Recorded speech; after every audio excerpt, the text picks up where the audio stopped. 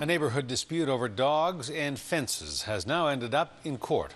RCMP and animal control officers were called to a property at Black Creek at the end of January to seize 2 dogs.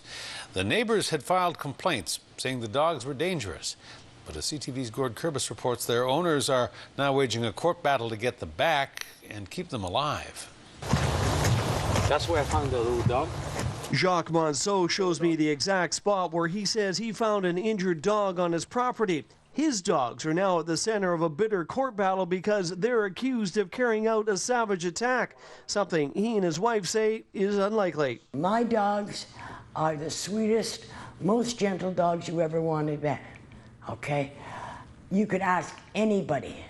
Edith Manseau and her husband believe it's entirely possible that Jack Russell Terrier may have injured itself coming through this fence. He also says the neighbor's own horses could have done the damage. Either way, Manseau's dogs, large black Newfoundlanders, now face being destroyed. I'm not allowed to see the dogs.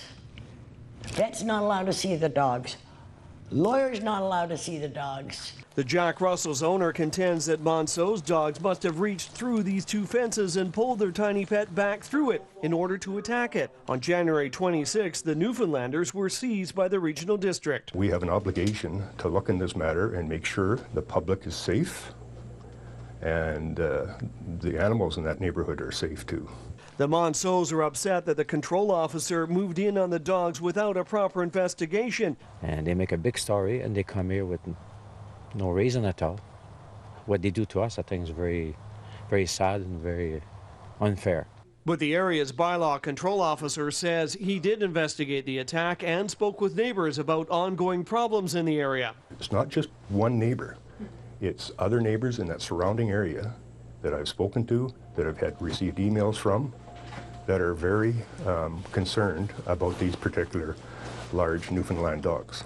The officer also says this is not the first complaint filed against the Manseaus and the dogs they've owned. We were just in court in December with a couple of the pups on a separate incident involving them chasing cattle. The seized Newfoundlanders are now being held at the Comox Valley SPCA shelter until their fate can be determined. As is so often the case when there are 2 completely opposing views surrounding a legal dispute, it will be up to a judge to determine who's in the right.